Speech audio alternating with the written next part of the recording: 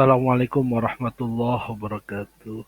Baik anak-anakku, mari kita mulai jumpa kita di pelajaran agama bab 1 yaitu tentang Asmaul Husna. Marilah sama-sama kita buka dengan membacakan doa. Bismillahirrahmanirrahim. Rabbi zidna ilma warzuqna fahma. Baik, mudah-mudahan Allah Subhanahu wa taala memberikan kita ilmu yang bermanfaat. Amin ya rabbal alamin. Yuk, mari sama-sama kita bernyanyi lagu tentang Asmaul Husna ya. Di mana lagu ini tentang versi lagu ulang tahun. Nah, coba yuk kita mulai bersama-sama ya. Boleh diikutin atau boleh didengar dulu. Al-Ghani Maha Kaya, Al-Wadud Maha Mencintai, Al-Hadi Maha Beri Petunjuk, Al-Hafiz Maha Memelihara, Al-Ahad Maha Esa, As-Samad Maha dibutuhkan, Al-Hasib Maha memperhitungkan. Itulah Asmaul Husna. Nah, anak-anakku, lagu itu boleh nanti kalian ulang di rumah ataupun di sekolah ya, agar cepat untuk menghafal nama-nama Allah atau Asmaul Husnanya Allah yang akan kita pelajari pada jumpa kita pada hari ini. Baik, di dalam Al-Quran terdapat Asmaul Husna. Apa sih itu Asmaul Husna? Nah, tentu anak-anakku sebagian ada yang sudah belajar tentunya di kelas 1. Betul, Asmaul Husna adalah nama-nama yang baik milik Allah Subhanahu wa taala dan jumlahnya pun betul ya, ada 99. Nah, dari 99 ini apa saja yang kita pelajari? Yuk kita simak bersama-sama. Yang pertama yaitu Al-Ghani. Al-Ghani ini artinya Allah Maha Kaya.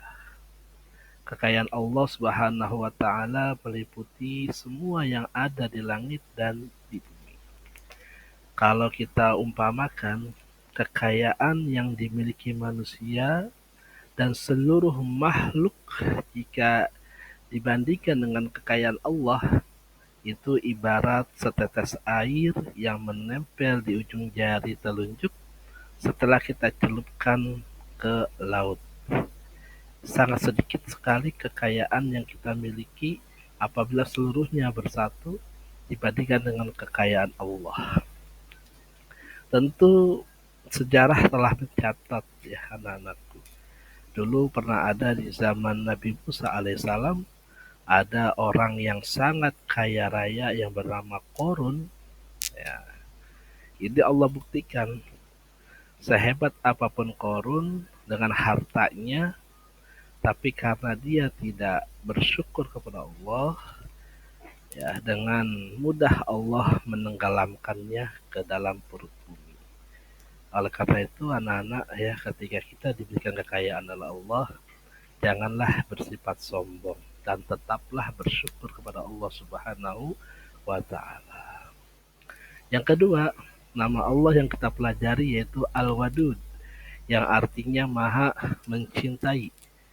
Allah mencintai semua makhluk ciptaannya, yaitu dengan diberikannya kita kehidupan. Bukan hanya hidup saja, tapi juga dipenuhi semua kebutuhannya. Ini menjadi bukti bahwasanya Allah mencintai kita, tidak hanya kita diciptakan, tetapi juga diberikan segala kebutuhannya. Selain itu pula, selain diberikannya kebutuhan kita secara jasmani, juga secara rohani Allah berikan kebutuhan kita, yaitu diutuskannya para nabi dan rasul yang membimbing kita sehingga kita berada tetap di jalan yang lurus ya. Bagaimana anak-anakku kita meneladani Al-Wadud ini? Tentunya dengan kita menumbuhkan rasa cinta dan kasih kita terhadap sesama makhluk ciptaan Allah, ya. Hidup dengan rukun, dengan damai, ya, dan tidak saling menghina, mencaci, apalagi sampai membuli. Nauzubillah min dzalik.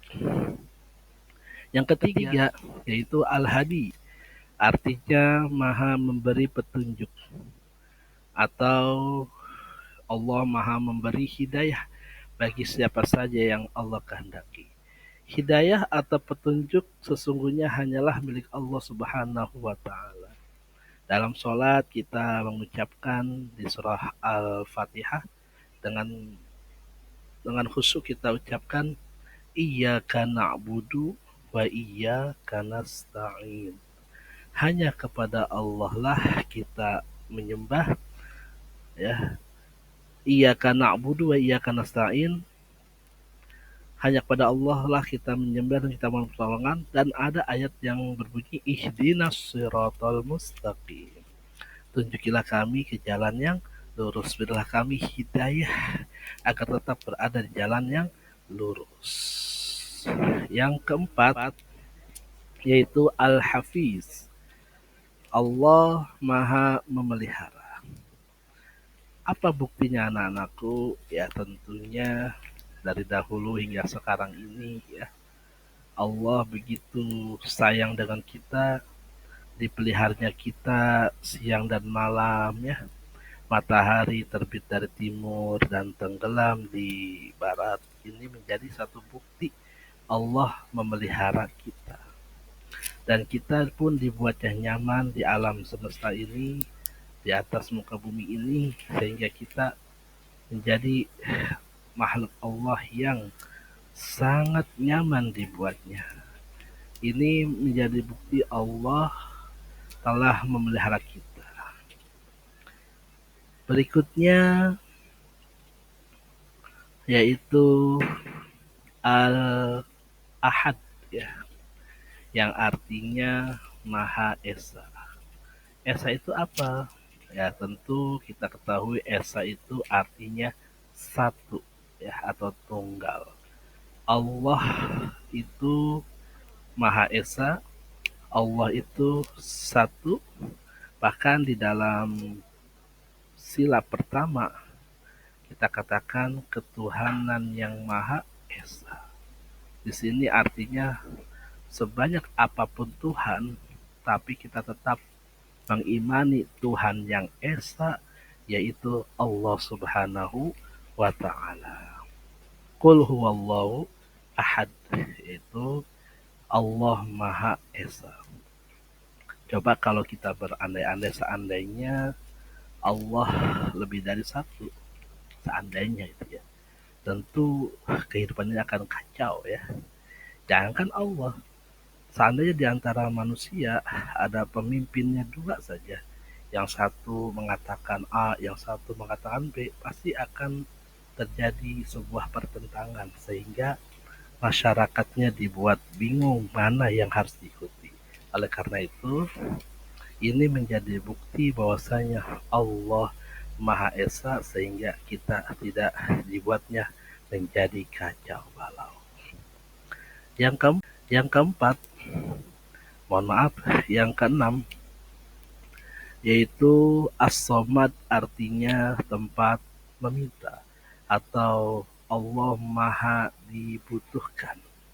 Allahus Somad, Allah tempat kita bermunajat, tempat kita meminta, tempat kita memohon pertolongan, ya. Janganlah kita meminta selain kepada Allah. Kalau itu kita lakukan, maka itu termasuk perbuatan syirik yang dosanya tidak akan diampuni oleh Allah Subhanahu wa Ta'ala. Na'udzubillah min dzalik. Allahus Somad, tempat kita mengadu, tempat kita berkeluh kesah di hadapan Allah Subhanahu wa Ta'ala. Apapun itu kebutuhannya anak-anak, ya. Kalau ingin belajar supaya ingin pintar, ya, ingin mendapatkan ilmu yang bermanfaat, ya, rezeki orang tua lancar, mintalah kepada Allah. Karena Allah sendiri yang mengatakan As-Somad, aku adalah tempat kalian untuk membutuhkan. Anak-anakku yang paling membanggakan dan yang berikutnya adalah Al-Hasib, yang artinya maha memperhitungkan. Ya. Allah Subhanahu wa taala kalau nanti di akhirat, ya, satu persatu dari banyaknya umat manusia akan diperhitungkan segala amal perbuatannya. Di dalam Al-Quran, surah Al-Qari'ah dikatakan, fa'amma man thaqulat mawazinuhu fahuwa fi 'ishatir radiyah. Maka apabila berat timbangan amal kebaikannya, maka dia akan masuk di tempat yang menyenangkan, yaitu surga. Tetapi sebaliknya, wa amma man khaffat mawazinu, ya, barang siapa yang ringan amal kebaikannya, ketika nanti dihitung oleh Allah, fa ummuhu hawiyah, maka baginya adalah neraka hawiyah. Allah bertanya kepada kita, wa ma adraka mahiyah, tahukah kamu apa itu hawiyah?